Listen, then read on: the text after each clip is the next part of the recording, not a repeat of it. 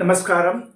உங்கள் அன்பிற்கும் அபிமானத்திற்கும் உரிய வித்யாபுத்திரன் வியாராஜா குளத்தூர்ந்து பேசுகிறேன். ஸ்ரீ மாத்திரை நமக. இதனுடைய 672வது வீடியோ. இந்த வீடியோவில் முக்கியமான ஒரு செய்தி சொல்ல போகிறேன். நிறைய பேசியிருக்கேன் நிறைய தடவை. பட் இந்த story is new to you. இது ஹிர்லேகான்ற நம்ம மற்ற இது நான் வழிபடும் இந்த பிரதான தேவதை என் காலத்தில் இருக்கிற அம்பாள் இவ லலிதா மகாத்ரப சுந்தரி ராஜராஜேஸ்வரி பேர். லலிதா மகாத்ரப சுந்தரி இந்த தேவத்தை பேசுகிற தெய்வம். எனக்கு இப்போ இன்ஸ்ட்ரக்ஷன்லாம் இதான் மனசில் இது கொடுத்துட்டே இருப்போம் எனக்கு.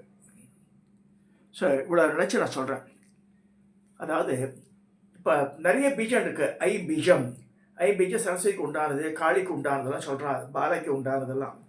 அது க்ளீம் பீஜம் இருக்குது. அதே மாதிரி ஸ்ரீம் பீஜம் மகாலட்சுமி இது. ஹ்ரீம் பீஜம் புவனேஸ்வரி இது. ஹிர்லேகான் பேர், HREM, தட் இஸ் கால்ட் ஹிர்லேகா.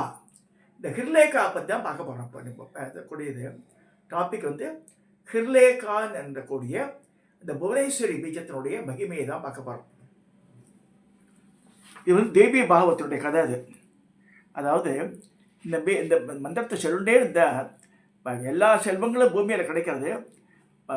முதல்ல அந்த சாதகனுக்கோ சொல்லவாளுக்கோ அறிவு நிறையா வரும். சொல்லும்போது ஸ்ரீ தேவியை வழிபடுவதற்குரிய திருநாமங்களில் பீஜாட்சரம் என்று வழங்குகிறோம். க்ளீம், ஹ்ரீம் போன்ற எழுத்துக்களையும் சேர்த்து கூறுது ஆந்திர மரபு. நம்ம சொல்கிறோம் இல்லையா, ஓம் ஐங் ஹ்ரீம் ஸ்ரீம் ஸ்ரீ லலிதாய் நமக மாத்திரை நமக சொல்லும்போது ஐங் ஹ்ரீம் ஸ்ரீம் சொல்கிறோம். அதே மாதிரி இப்படிக்கு சொல்லும்போது பாராகி சொல்லும்போது ஓம் ஐங் க்ளௌம் பொத்ரின் நமக, ஓம் ஐங் க்ளௌம் பாராகி நமக, ஓம் ஐங் க்ளௌம் பஞ்சமி நமகண்டு. அதே மாதிரி மந்திரணை வரும்போது ஓம் ஐங் க்ளீம் சௌ கதம்ப வனவாசினி நமக, ஓம் ஐங் க்ளீம் சௌ ராஜமாதிங்கீஸ்வரி நமக, அந்த மாதிரி வருது அவளுக்கு. ஸோ இந்த தேவதைக்கு ஏற்ற மாதிரி இந்த பீஜாட்சரங்கள் வேறுபடுறது. பட் இது ஒரே ஒரு பீஜம். இந்த ஹிர்லேகான்ற பீஜத்தை பற்றி தான் பார்க்க போகிறோம். இப்போ இந்த புவனேஸ்வரி பீஜம்ன்றது பீஜாட்சரங்களுக்குள் சிலவற்றை கூறினாலும் பெரும் பயன் கிடைக்கும் என்பதை வலியுறுத்துவது தேவி பாகவதம். இது கோசல தேசத்தில் தேவதத்தன் என்ற பிராமண ஒருத்தர் இருக்கான். அவனும் அவன் மனைவி இருக்கா. ரொம்ப நாள் குழந்தையே இல்லை அவளுக்கு. நல்ல வசதியானவா. பிள்ளைப்பேர் இல்லாமல் வருந்தினான். எனவே அவன் மகப்பேற்றின் பொருட்டு தாமசா நதிக்கரையில் புத்திரகாமேஷ்டியாக மற்பட்டான். ஒரு பிராமணனும் பண்ணுறான் புத்திரகாமேஷ்டியாகும். அப்போ யாகங்கள்லாம் பண்ணுறதுனால பல அந்த காலத்திலேயே நிறைய வாராகங்கள்லாம் செலவழிக்கிறோம். ஹோமம்ன்றது வேறு, யாகம்ன்றது வேறு. First of all basic principle தெரிஞ்சுக்கிறோம். எங்கள் வீட்டில் யாகம் வளர்த்தோம்னா யாகம்லாம் ஒருத்தர் சாதாரண மனுஷன் பண்ணவே முடியாது. ஏன்னா யாகம் பண்ணுறதுலாம் கோடியில் பணம் செலவழிக்கணும், லட்சத்தில் கொடுக்கணும். அந்த ரிக்வித்துக்களுக்கு லட்சத்தில் யோட்டுப்பே. நான் யாகத்துக்கு தான் போவா, ஹோமத்துக்கெல்லாம் வரமாட்டாவா. நல்லா புரிஞ்சுக்கிறோம். அவள்லாம் கர்ண குண்டலம் போட்டிருப்பாள். மோஸ்ட்லி ஆந்திர பிரதேஷ் மகர குண்டலம் போட்டிருப்பாவா. சிக்கன் ஸ்ரௌதிகள் பேர், யாகம் பண்ணுறவா பேர் ஸ்ரௌதிகள். இதில் இவாள்லாம் சொல்கிறப்ப தீட்சிதர் சொல்கிறோம், அப்போ அது வாத்தியார் சொல்கிறோம். நம்ம மாதிரி வெவ்வேறு இதில் இருக்குது. ஆனால் இவா ஸ்ரௌதிகள்லாம் மற்ற வார்த்தை பிராமணா வீட்டிலே சாப்பிட மாட்டாவா, தனியாக சமைப்பா. நல்லா புரிஞ்சுங்க, யாகம் பண்ணுறவா. ஸோ அதனால் ஃபீஸே லட்சத்தில் தான் வாங்குவாவா. ஸோ 2-3 யாகம் பண்ணால் போதும் வருஷத்துக்கு. மிச்சத்தெல்லாம் ஜபத்திலேயே காலம் கழிச்சுட்டு இருப்பாவா. ஸோ தாமசா நதி கரையில் புத்திரகாமேஷ் யாகம் பண்ணுறான். அவன் ஹோமகுண்டங்களை அமைத்தான். 3 விதமான அக்னிகளை எழுப்பி தக்கவர்களை பிரம்மா, அத்பர்யு, ஹோதாவாக அமைத்தான். மகரிஷி கோபிலரை உத்காதாராக அது சாமகானம் பாடும் அப்படி ஏற்பாடு செய்தான். அதாவது உத்காரதாரவாக அவர் வயசானவர், 80 வயசு மேலே அவருக்கு. ஸோ அவர் வயசாகிடுது. வயசானவங்க பண்ணிட்டுருக்கார். வயது முதிர்வித்த காரணத்தினால் அந்த மகரிஷியால் மூச்சை எடுத்து சாமகானம் செய்ய முடியவில்லை. அதனால் கோபம் வருது அவனுக்கு. யாருக்கு? இந்த தேவதத்தனுக்கு. இந்த தேவதத்தன் என்ன செய்கிறான்? கோபத்தோடு அவரை பார்த்து பீஸ் தரணும் இல்லையா, அதனால் கோபப்பட்டு செய்கிறான். என்னுடைய அவர் கூப்பிட்டு ஏன் இந்த மாதிரிலாம் வந்து நீங்கள் அது இந்த யாகத்தையே ஸ்பாயில் பண்ணுறீங்க அப்படின்னு சொல்லி ஏன்னா அறிவிலியை போல் இப்படி அபஸ்வரமாக கானம் செய்கிறீர்களேன்றான். அறிவிலின்ட்டான். அவர் பெரிய ஸ்காலர். வேதி மூப்பின் காரணமாக சொல்ல முடியல. இது வந்து பரமாச்சாரியா கதையில் ஒரு கதை வருது. நான் அப்புறமா சொல்கிறேன் அந்த கதையை. அது வந்து இங்கே கன்ஃபியூஸ் பண்ணிக்க வேண்டாம். ஸோ அந்த வேதி மூப்பின் காரணம் அவள் வந்து மந்திரம் சொல்லி சொல்லி சொல்லி சொல்லி அவள் உடம்பே மந்திரமாக இருக்க. அப்பேற்பட்டவாள ரெஸ்பெக்ட். வேதி மூப்பில் காக்கும்போது இருமரா அதுக்கு என்ன செய்ய முடியும் நம்ம? So but we should give respect to them. இவன் தேவதை தன்னை திமிர் படித்தா பணம் இருக்குல்ல, அதனால் என்னையா இது மாதிரி பண்ணுறேன், உன்னை வச்சு யாகம் பண்ணுறதே வேஸ்ட்டு, உன்னை போய் நான் கூப்பிட்டேனே நம்ம தலையில் அடிச்சுக்கிறான். அப்போ தான் கோபம் வருது அவருக்கு. என்னை போய் அறிவிலையும் சொல்லிட்டேன்றார். தேவதத்தினுடைய நிகழ்ச்சியை கேட்ட முனிவர் கடிஞ்சனை கொண்டு என்னுடைய வயது முதிர்ச்சியை எண்ணாமல் நீ என்னை அறிவிலி என்று இகழ்ந்து கூறினாய். என்னவோ உனக்கு அறிவிலியான புதல்வன் தான் பிறப்பான். புத்திரகேபசாந்தி புள்ள பிறக்கும். அது எப்படி பிறப்பான்? மூடமான பையனாக பிறப்பான்ட்டு. அதான் முடனில் மூடனா, அதாவது வித்யா அவித்யா சுரூபிணி அப்படின்னு வருது லலிதா சஹஸ்ரநாமத்தில். ஸோ அவித்தியன்றது மூடத்தனம். மூடத்தனமாக உள்ள பையனாக பிறப்பான்னு சொல்லும்போது பயந்து போயிடறான். இவ்வளோ லட்சக்கணக்கில் செலவழித்து இது மாதிரி சாபம் கொடுத்துட்டு அடைய வேண்டும். அடறான், மன்னிப்பு கேட்குறான். ஸோ அப்போ என்ன செய்யறேன்? நீர்க்கிழிய எய்த வடுப்போல் மாறுமே சீரொழுகு சான்றோர் சிரம். அவர் பாவம் கோவப்படி சொன்னால் தப்ப வருத்தப்படுறார். அதெல்லாம் கவலைப்படாத, கொஞ்ச நாள் அப்படி இருப்பான், பின்னாடி சரியாயிடுவான், பெரிய அறிஞனா வழங்குவான் ஆசீர்வாதம் பண்ணிடுறார். கடைசியில் முனிவரின் சிரம் அவ்வளவில் தணிந்து விட்டது. உடனே அவர் உன் மகன் சில ஆண்டுகளுக்கு பிறகு சிறந்த மேதை ஆவான் என்று அருள் செய்தார். யாகம் முடிந்தது. தேவதத்தின் மனைவி ரோகிணி என்பவள் கருவுற்று உரிய நேரத்தில் ஒரு ஆண் குழந்தையை பெற்றெடுத்தார். குழந்தைய வளர்ந்தது. 1 வயசு 2 வயசு 3 வயசு வந்து பார்த்தா அந்த குழந்தைக்கு பிரில்லியன்ஸே இல்லை. பிராமண குழந்தை ரொம்ப சூட்டிக்கையாலாம் அந்த மாதிரி இல்லது, தத்தியாக இருக்குது. பரம மூடனாக இருந்தான். தன் மகன் மூடனாக முட்டாளாக இருப்பை கண்ட தேவதத்தன் பெரும் துன்பம் அடைந்தான். மூடப்பிள்ளையை பெறுவது சாவை விட கொடியது. அதனால் இவனை வந்து பலனை இகழ்வதை கண்டு அதனால் வருத்தத்தை காட்டிலும் இவனை காட்டில் கொண்டு விடலாம். காட்டில் கொண்டு விட்டுறான். அப்பா அம்மா ஒரே குழந்தை, அந்த குழந்தைய கொண்டு காட்டில் கொண்டு விட்டுறான். ஸோ யாரும் வந்து நோபடி மேக் கமெண்ட் இல்லை. ஸோ அவன் வந்து அதை விட்டு ஓடி போயிட்டான்னு சொல்லிக்கலாம். அந்த மாதிரி பண்ணிட்டான். ஸோ அந்த பையனை காட்டில் விட்டு வந்தேன்.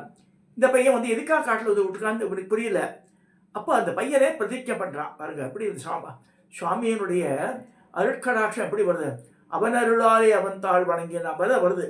இந்த பையனுக்கு என்ன செய்யறான்னா, காட்டிலே இருந்த சிறுவன் தன் மூடத்தனத்தை நினைத்து வருந்தி தனக்கு ஒன்றும் தெரியவில்லையே என்று துக்கமடைந்து ஒரு பிரதிஜை எடுத்துக்கிறான். இனிமேல் நான் பொய்யே சொல்ல மாட்டேன், சத்தியமாக வாழ்நாள் உள்ளவங்க பொய் சொல்லவே மாட்டேன் அது ஒரு பிரதிஜை எடுத்துக்கிறான். மூடன்தான் விரதம் கொண்டான்.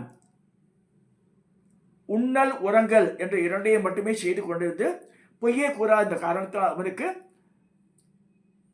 சத்யதமன் என்ற பெயர் அமைந்தது. 14 வருஷம் ஆயிடுத்து.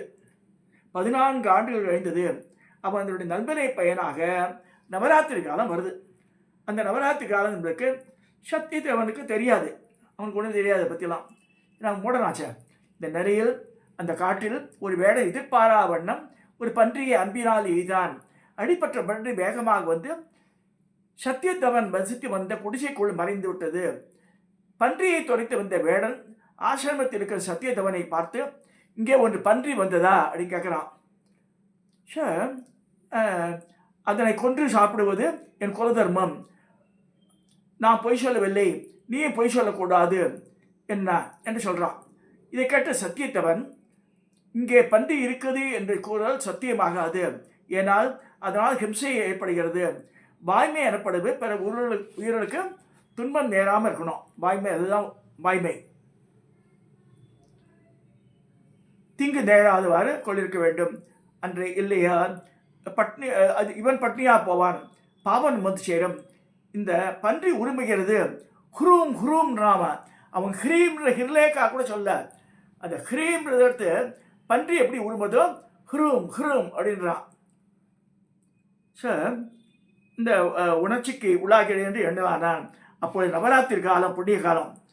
நவராத்திரி காலத்தில் அம்பாளின் பீஜாட்சரத்தின் பகுதியான ஹுரும் என்ற ஓசையின் சத்தியத்தேவனின் காதில் விழுந்த காரணத்தால் அவனுக்கு உடனே ஞானம் வந்துட்டு. ஞானம் வந்தோடனே அப்படியே கவிதை மொழியாக பொழிய ஆரம்பிச்சிடறான். அந்த வேடனை நோக்கி, எவன் பார்க்கிறானோ அவன் சொல்ல மாட்டான், எவன் சொல்கிறானோ அவன் பார்க்க மாட்டான். தன் வேலையிலே குறிப்புள்ள வேடனை, நீ அடிக்கடி என்ன கழிக்கிறாய் என்றால் அப்படின்னு கேட்குறான். ஒரே கேட்ட வேடன் ஒன்று சொல்லாமல் அவன் பாட்டு ரெட்டு நாட்டா, இதனால் அது லூஸ் மாதிரி பையன் பணத்துறது அனுமானு வேடம் பயிர்றான். இவன் என்ன செய்கிறான்னா, இந்த பன்றியை காப்பாற்றி விட்டான் இல்லையா, ஸோ இந்த பன்றி அப்புறம் ஓடி போயிடுறது. சத்தியத்தவன் பீஜாட்சர உச்சாரண மகிமையால் அறியாமையில் நீங்கி பெரும் புலமை பெற்றான். அம்பாவோட பீஜாட்சரம் அன்னிலேருந்து ஜபிக்க ஆரம்பிச்சிட்டான். இந்த ஹிரீம் ஹிர்லேகா மந்திரத்தினுடைய இந்த ஹிரீம் பீஜத்தை வெறும் ஹிரீம் தான், இந்த ஓம் ஸ்ரீம் கூட சொல்லாம வெறும் ஹிரீம் தான் சொன்னாங்க. பன்றி எப்படி உருமுறது, பன்றி ஹ்ரூம்ன்றது உருமுறது, அவன் வந்து இந்த ஹிரீம்னு பின்னாடி மாற்றிக்கிறான். அதை புலமை வந்துட்டு இல்லையா. ஸோ இந்த ஹிர்லேகான்ற மந்திரத்தை சொல்லி சொல்லி சொல்லி சொல்லி பெரிய புலமையாகி வெரி நாலேஜபிள் பர்சனாக மாறிடலாம். இது அப்படியே ஊர் வரைக்கும் பரவுறது. அப்பா அம்மா வந்து ஐஷுப்படுறா, அந்த பையனை கட்டி அணைச்சிக்கிற அப்பா குழந்தை யாரா மாதிரி பண்ண எனக்கு தெரியாது, இது மாதிரி நடந்துன்னு சொல்கிறான். சரி சொல்லும்போது, பன்றி உரிமைய ஒலிக்குறிப்பை நவராத்திரி காலத்தில் கேட்ட மூடனாகிய பிராமண சிறுவன் மிகச்சிறந்த புலமை பெற்றான். பீஜாட்சரத்தின் மகிமை இத்தகைய என்றால், அன்னையை நேமத்துடன் பூஜை செய்கின்றவர் அடையும் பாக்கியம் பாக்கியங்களை கூறவும் இயலுமோ. தேவியை குறித்து செய்யப்படும் யஜ்ஞமும் மிக பெரும் பலனை கொடுக்கும் என்பதில் எந்த விதமான கருத்து வேறுபாடு கிடையாதுன்னு முடிகிறது இந்த கதை. இந்த சத்தியத்தேவனோட கதை நவராத்திரி புண்ணிய காலத்தில் அவன் வந்து இந்த ஹுரும்ன்ற பன்றி உரிமை சத்தத்தை சொன்னதுனாலே வந்து இந்த ஹ்ரீம்ன்ற பீஜம் வந்து புவனேஸ்வரி பீஜம். ஒன்றுமே சொல்ல ஓம் ஹ்ரீம் புவனேஸ்வரி நம்ம சொன்னால் கூட போதும். ஓம் ஸ்ரீம் நம்ம சொல்கிறோம். அந்த ஹ்ரீம் ஹ்ரீம் ஹ்ரீம் ஹ்ரீம் ஹ்ரீம் இது ஒருத்தர் நான் கிருஷ்ணபாரட பேசும்போது சொல்லிட்டே இருந்தான். குருநாதர் சொல்லுவாராம், முழு மந்திரம் கூட சொல்ல வேண்டாம், அந்தந்த தேவதைக்கு உண்டான பீஜாட்சரங்கள் எப்படி இந்த கம் கணபதி, இந்த கம்ங்கும் போது ஜிஏஎன்ஜின்னு சில பேர் சொல்கிறான், அதெல்லாம் கிடையாது. அவன் ப்ரூஃபோட சொல்லியிருக்கான், கம் கணபதியை தான் ரைட்டு. ஸோ கம் கம் கம் கம் கம் கம்னா கணபதியோட இது வந்துடும். அதே மாதிரி ஸ்ரீம் ஸ்ரீம் ஸ்ரீம் ஸ்ரீம் ஸ்ரீம் சொன்னால் லக்ஷ்மியோட பீஜம் அது. அதே மாதிரி ஹ்ரீம் ஹ்ரீம் ஹ்ரீம் ஹ்ரீம் ஹ்ரீம் சொன்னால் புவனேஸ்வரி பீஜம். ஸோ இந்த பீஜங்களை சொன்னாலே வந்து இந்த பவர் வந்து சொல்லியிருக்கு. ஸோ இந்த புவனேஸ்வரி பீஜத்தை சொல்லி இந்த சத்தியத்தவன் எப்படி வந்து வந்தான்னு சொல்லி தேவி பாகவத்தில் முக்கியமான இதுவாக சொல்லப்படுறது. இது வந்து அந்த காலத்தில் லிப்கோவில் போட்ட புக்கு இது. தேவி பாகவதம் ரொம்ப ஸ்மால் எடிஷன். அது ரொம்ப அழகாக இருக்கும், சின்ன சின்ன கதையாக இதுவாக இருக்கும். என்ன சொல்கிறது, என்னால் வரையப்பட்ட டிராயிங்கு அந்த காலத்தில் 20 வருஷத்துக்கு முன்னாடி.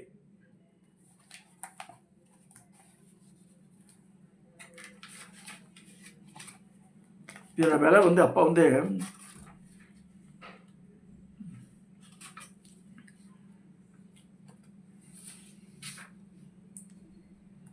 ₹16. லிப்கோவில் போட்ட இந்த புக்கு லிட்டில் ஃப்ளவர்னு போட்டிருக்கோம். Little flower company Vaishnava company இது. நிறையா போட்டிருக்கோம் அந்த காலத்தில். பட் அன்ஃபார்ச்சுனேட்டாக இருந்தீங்கன்னா லெட்டர்ஸ் ரொம்ப சின்னதாக இருக்கும். ₹2 புக் அடிச்சுக்கிறது. எல்லா சாதனா புக்கெல்லாம் ₹2 ₹5 அவ்வளோதான் அந்த காலத்தில் தான் அது. ஸோ இதை சொல்லி இந்த ஹ்ரீம்ன்ற பீஜம் புவனேஸ்வரி பீஜத்தை யார் சொல்கிறாளோ எப்பேற்பட்ட பலன் வருது பாருங்க. பட் நம்பிக்கையோடு சொல்லணும், அது நிறைய கவுண்டிங் வரணும். ஸோ சொல்லும்போது பலவிதமான நன்மைகளை பெறுவான்னு சொல்லப்படுறது. இதை சொல்லி இந்த பதிவை நிறைவு செய்கிறேன். இதை சப்ஸ்கிரைப் பண்ணுங்க, ஷேர் பண்ணுங்க. சப்ஸ்கிரிப்ஷன் நிறைய பேர் சொல்லுங்கள், ஷேர் பண்ணுங்க நிறைய பேர்கிட்ட. எனக்கு ரொம்ப வருத்தம் என்னென்னா, இந்த நல்லது இவ்வளோ சொல்கிறோம், சப்ஸ்கிரைபர்ஸ் வரவே மாட்டேன்ற ரொம்ப கம்மியாக இருக்குது. ஒரு நாளைக்கு ஒருத்தரை 2 நாளைக்கு ஒருத்தர் தான் வரா. அது ரொம்ப வருத்தப்படக்கூடிய செய்தி இது. நம்ம வந்து இந்தியாவில் எவ்வளோ பேர் ஹிந்துஸ் இருக்கா, கோடிக்கணக்கில் இருக்கா. Why it's not been communicated. Even Tamil knowing பீப்புளும் இருக்கா. நான் தமிழாக பேசுகிறேன், நடுவில் இங்கிலீஷில் சொல்கிறேன். ஏன்னா மேஜர் சுந்தரராஜன் தாழ்த்த சினிமாலெலாம் சொல்லுவார், ஒரு இங்கிலீஷில் சொல்லிட்டு அது தமிழாக்க சொல்லுவார் அவர். அந்த மாதிரி சொல்ல வேண்டியிருக்கும்னு நினைக்கிறேன். ஸோ இதோட இந்த பதிவை நிறைவு செய்கிறேன்.